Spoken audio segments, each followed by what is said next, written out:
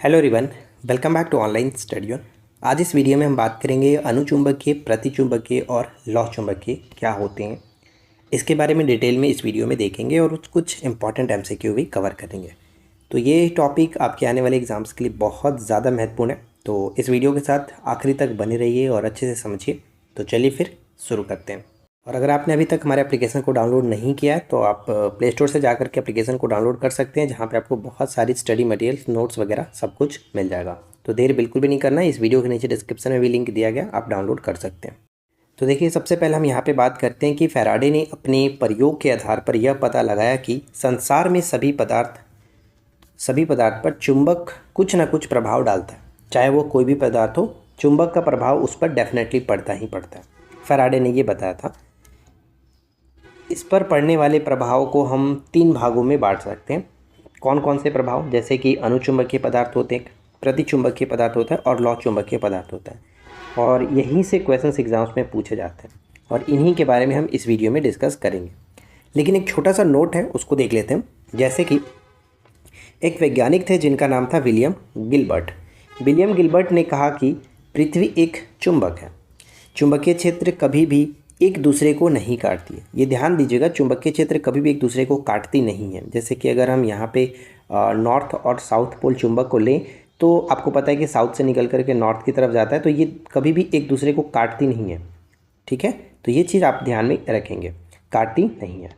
क्षेत्र रेखाएं जितनी सघन होंगी, क्षेत्र की शक्ति जो कि उतनी ही अधिक होती है। ठीक है, और लास्ट पॉइंट ये है कि चुंबकीय क्षेत्र रेखाएं सदैव बंद लूप बनाती हैं। तो ये कुछ पॉइंट्स थे जो कि आपको ध्यान में रखना है, कथन के रूप में हो सकता है पेपर में पूछ लिया जाए।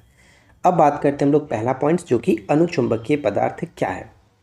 तो अनुचुंबकीय पदार्थ वे पदार्थ होते हैं जो चुंबकीय क्षेत्र में रखे जाने पर क्षेत्र के समानांतर क्षीण चुंबकत्व धारण करते हैं, यानी थोड़ा सा चुंबकत्व धारण कर लेते हैं तथा शक्तिशाली चुंबक के सिरों के पास लाए जाने पर आकर्षित हो जाते हैं। यानी अगर शक्तिशाली चुंबक के पास अगर लाया जाता है इन पदार्थों को, चुंबकीय पदार्थों को, तो वो फटाक से जाकर के उसमें चिपक जाते हैं। शक्तिशाली चुंबक के सिरों के पास लाए जाने पर आकर्षित हो जाते हैं। पदार्थों के इस गुण को अनुचुंबकत्व कहते हैं और इस टाइप के पदार्थ को अनुचुंबकीय पदार्थ कहा जाता है। ठीक है, ये चीज़ समझ में आए आपको।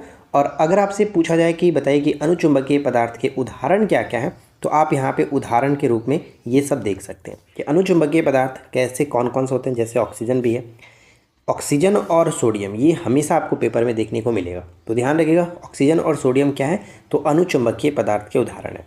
मैग्नीज हो गया, एल्यूमिनियम हो जाता है, क्रोमियम हो जाता है, प्लैटिनम आदि, ये सभी के सभी अनुचुंबकीय पदार्थ के उदाहरण माने जाते हैं। अब हमारा आता है अनुचुंबकीय पदार्थों के गुण बताइए। तो देखिए, अनुचुंबकीय पदार्थों के खास करके जो गुण हैं, विशेषताएं हैं इनकी, ये प्रबल चुंबक की ओर आकर्षित होते हैं। यानी जो शक्तिशाली चुंबक होंगे, इस टाइप के जो पदार्थ होते हैं, वो शक्तिशाली चुंबक की तरफ आकर्षित हो जाते हैं। चुंबकीय क्षेत्र में लटकाए जाने पर क्षेत्र समानांतर हो जाता है। इनकी चुंबकशीलता जो कि 1 से अधिक होती है, यानी ऋणात्मक नहीं होता, 1 से अधिक होता है, पॉजिटिव में होता है। तो यहाँ पे हम देख सकते हैं कि धनात्मक होती है। इनकी चुंबकीय प्रकृति अल्प होती है, मतलब ज़्यादा तो नहीं होता, लेकिन निगेटिव भी नहीं होता, पॉजिटिव होता है, धनात्मक होती है। इनसे स्थायी चुंबक नहीं बना सकते हैं, स्थायी चुंबक नहीं बनता है। अनुचुंबकीय पदार्थों से स्थायी चुंबक नहीं बना सकते हैं। ठीक है, तो ये चीज़ ध्यान रखिएगा। ये सब इंपॉर्टेंट पॉइंट्स हैं जो कि कथन के रूप में क्वेश्चन फॉर्मेट बनाए जा सकते हैं। राइट, चलिए इसके बाद आता है हमारा सेकेंड पॉइंट, जो कि प्रतिचुंबकीय पदार्थ क्या होता है। तो प्रतिचुंबकीय पदार्थ वे पदार्थ होते हैं जो चुंबकीय क्षेत्र में रखे जाने पर क्षेत्र की विपरीत दिशा में थोड़ा सा चुंबकित हो जाता है। यानी विपरीत दिशा में जब चुंबकीय देखिए, कहने का मतलब चुंबकीय क्षेत्र में अगर रखा जाता है तो वो विपरीत दिशा में थोड़ा सा चुंबकित हो जाते हैं तथा शक्तिशाली चुंबक के सिरों के पास लाए जाने पर प्रतिकर्षित करते हैं। ये सटते नहीं हैं, चुंबक की ओर आकर्षित नहीं होते हैं, प्रतिकर्षित होते हैं, दूर भागते हैं। इस टाइप के प्रतिचुंबकीय कहते हैं। ठीक है, प्रति मतलब ऐसे भी आप समझ सके उल्टा। पदार्थों के इस गुण को प्रतिचुंबकत्व कहते हैं और ऐसे पदार्थ को प्रतिचुंबकीय पदार्थ कहा जाता है। और इसके उदाहरण के रूप में हम यहाँ पे देख पाएंगे, जैसे हाइड्रोजन, सोना, चांदी, जल, विस्मत, पारा, तांबा, सीसा, जस्ता, ये सब के सब क्या होते हैं, प्रतिचुंबकीय पदार्थ के उदाहरण हैं। अब प्रतिचुंबकीय पदार्थ के गुण क्या क्या है, तो यहाँ पे देखिए, ये प्रबल चुंबक से प्रतिकर्षित होते हैं, जबकि हमने अनुचुंबकीय में देखा था कि वो आकर्षित होते हैं। लेकिन ये प्रतिकर्षित होते हैं। चुंबकीय क्षेत्र में लटकाए जाने पर लंबवत हो जाते हैं, जबकि अनुचुंबकीय समानांतर हो जाता है। इनकी चुंबकशीलता 1 से कम होती है। 1 से कम होती है मतलब कि ये वैसे भी इनका जो कि ज़्यादा आकर्षित नहीं करते, प्रतिकर्षित करता है, तो ये निगेटिव ही होगा। तो यहाँ पे देख सकते हैं कि ऋणात्मक होती है। इनसे स्थायी चुंबक नहीं बनाया जा सकता है, यानी इससे भी स्थायी चुंबक नहीं बनता। ठीक है, अनुचुंबकीय भी नहीं बनाता है और प्रतिचुंबकीय भी स्थायी चुंबक नहीं बनाता है। तो ये 2 चीज़ आपको ध्यान में रखना है।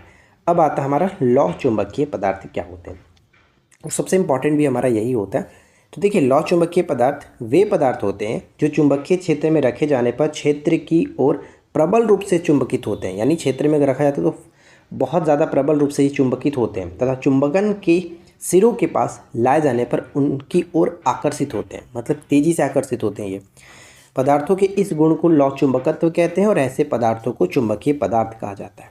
ठीक है, तो ये चीज़ आपको समझ में आ गया। अब इसके उदाहरण क्या क्या है, तो लौह चुंबकीय पदार्थ के उदाहरण जैसे कि लोहा हो जाता है, निकेल, कोबाल्ट, ये 3 तो आपको मोस्ट याद रखना ही रखना है। ठीक है, इस्पात हो जाता है, और गिडोलिनियम एक होता है, मिश्र धातुएं, जो कि ये सभी लौह चुंबकीय पदार्थ के उदाहरण माने जाते हैं। अब इसके जो गुण हैं वो हम देख लेते हैं। ये किसी भी चुंबक से आकर्षित होते हैं, यानी ये किसी भी चुंबक से आकर्षित होते हैं, जैसे कि लोहा जो है वो किसी भी चुंबक से आकर्षित हो जाता है। ठीक है, चुंबकीय क्षेत्र में रखे जाने पर समानांतर हो जाता है। ठीक, अनुचुंबकीय पदार्थ के अकॉर्डिंग जैसे कि ये समानांतर होता था, ये भी समानांतर हो जाता है। इनकी चुंबकशीलता बहुत अधिक होती है। जब अधिक होगा तो डेफिनेटली इनकी जो प्रवृत्ति होगी उच्च धनात्मक होती है, पॉजिटिव होता है, और इनसे स्थायी चुंबक बनाए जाते हैं। यानी अगर आपसे क्वेश्चंस पूछा जाए कि किस टाइप के पदार्थ से, किस चुंबक के प्रकार से स्थायी चुंबक बनाए जाते हैं, तो आपको ध्यान रखना है कि लौह चुंबकीय पदार्थों से ही सिर्फ और सिर्फ स्थायी चुंबक बनाए जा सकते हैं। ना तो अनुचुंबकीय बनाता है, ना ही प्रतिचुंबकीय बनाता है।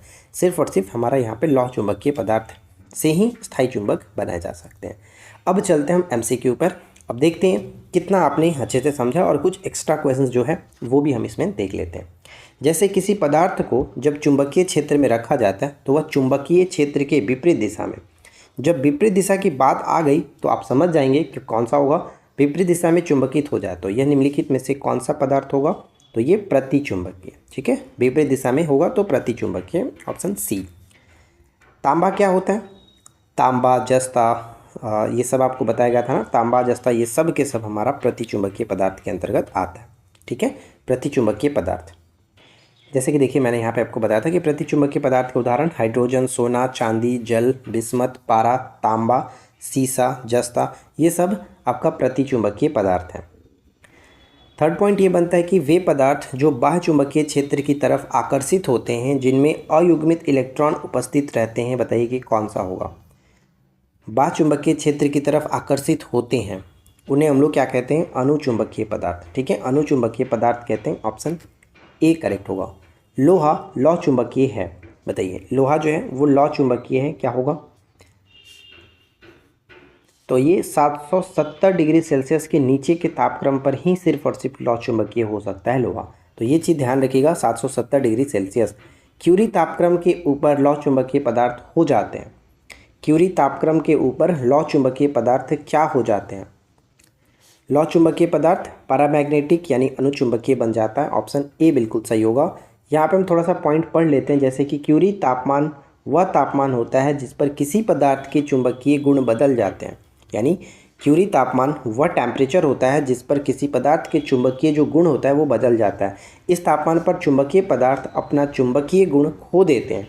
जब तापमान क्यूरी तापमान से अधिक होता है तो लौह चुंबकीय जो पदार्थ होते हैं वो अनुचुंबकीय पदार्थ में बदल जाता है।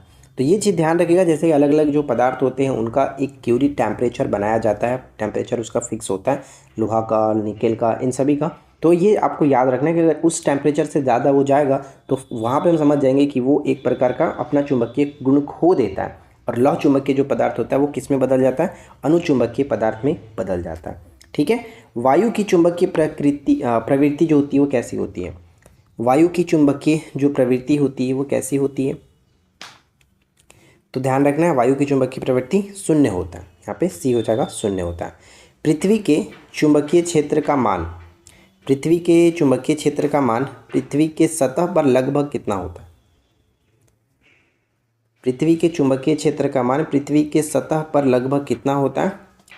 तो ध्यान देना है आपको, एक गॉस के बराबर होता है। यहाँ पे आप समझेंगे तो आपको क्लियरली समझ में आएगा।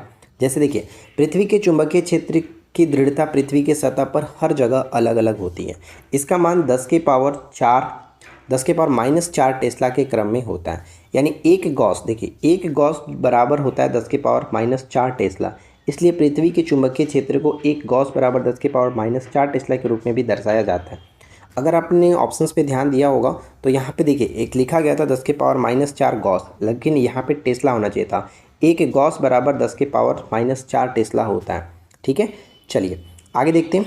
नेक्स्ट हमारा कह रहा है कि विषुवत रेखा पर चुंबकीय नमन का मान कितना होता है? विषुवत रेखा पर ध्यान दीजिएगा, एक ध्रुव होता है और एक विषुवत रेखा होता है। तो ध्रुव पर तो 90 डिग्री होता है, लेकिन विषुवत रेखा पर आपका 0 डिग्री। वैसे भी आपको पता होगा कि इक्वेटर जो होता है वो 0 डिग्री पर होता है। तो आप याद रखेंगे इक्वेटर 0 डिग्री पे और जो हमारा पोल है यानी जो ध्रुव है वो 90 डिग्री पर ही होता है। तो क्लियर रहेगा, कोई दिक्कत नहीं है। क्यूरी तापमान वह ताप होता है जिससे अधिक ताप पर क्या होगा? जिससे अधिक ताप पर हमने ऊपर में देखा था कि लौह चुंबकीय जो पदार्थ होते हैं वो अनुचुंबकीय में बदल जाते हैं। लौह चुंबकीय पदार्थ अनुचुंबकीय पदार्थ बन जाता। यहाँ पे ए हो जाएगा सही आंसर। पृथ्वी का चुंबकीय अक्ष और पृथ्वी के भौगोलिक अक्ष के बीच का कोण जो है लगभग कितना होता है? लगभग यहाँ पे बात की जा रही है।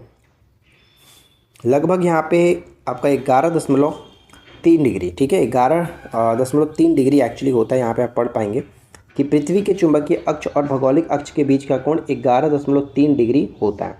लेकिन ऑप्शंस में आपका सिर्फ 11 लिया गया था, लेकिन क्वेश्चंस में मेंशन था कि लगभग, इसलिए हमने 11 डिग्री को टिक किया। अगर ऑप्शंस में नहीं रहता तो फिर वहाँ पे हम इनमें से कोई नहीं भी टिक कर सकते थे। ठंडा करने पर अनुचुंबकीय पदार्थ का चुंबकन क्या होता है? ठंडा करने पर अनुचुंबकीय पदार्थ का चुंबकन जो होता है वो बढ़ता है। ठीक है, बढ़ता है, ऑप्शन बी। नेक्स्ट है कि प्रतिचुंबकीय पदार्थों की चुंबकशीलता। प्रतिचुंबकीय पदार्थों की चुंबकशीलता क्या होती है? बहुत कम होती है, बहुत कम होती है। यहाँ पे बी हो जाएगा। कुछ पदार्थों की चुंबकशीलता 1 से कम है, उनकी चुंबकीय प्रवृत्ति क्या होती है? यहाँ पे चुंबकीय होगा। चुंबकीय प्रवृत्ति क्या होती है? तो ऋणात्मक होगी। 1 से कम होगा तो डेफिनेटली वो ऋणात्मक ही होगा, यानी ऑप्शन डी को टिक करेंगे। अगला है कि निम्नलिखित में से किसकी चुंबकशीलता जो कि अधिक होती है? किसकी चुंबकशीलता सबसे अधिक होगी? तो लौह चुंबकीय पदार्थों की चुंबकशीलता सबसे ज़्यादा होगी, ऑप्शन सी। प्रतिचुंबकीय पदार्थों की प्रवृत्ति, चुंबकीय प्रवृत्ति कैसी होगी? प्रतिचुंबकीय पदार्थों की प्रवृत्ति कैसी होगी? तो ऋणात्मक होता ही है, तो यहाँ पे हमारा सी हो जाएगा, ऋणात्मक होती है, ऑप्शन सी। एक प्रबल विद्युत चुंबक बनाने के लिए कौन सी वस्तु बहुत अधिक उपयुक्त होगी? प्रबल चुंबक, विद्युत चुंबक बनाने के लिए तो नरम लोहा का इस्तेमाल हम लोग कर सकते हैं, ऑप्शन बी। निकेल और कोबाल्ट बताइए किसके उदाहरण है? निकेल और कोबाल्ट किसके उदाहरण है? तो ये लौह चुंबकीय पदार्थ के उदाहरण है, ऑप्शन सी हो जाएगा करेक्ट आंसर। ध्यान दीजिएगा, यहाँ पे देखिए पढ़ सकते हैं कि लौह चुंबकीय पदार्थ के उदाहरण के रूप में लोहा, निकेल, कोबाल्ट, इस्पात, मिश्र धातु ये सब के सब आते हैं।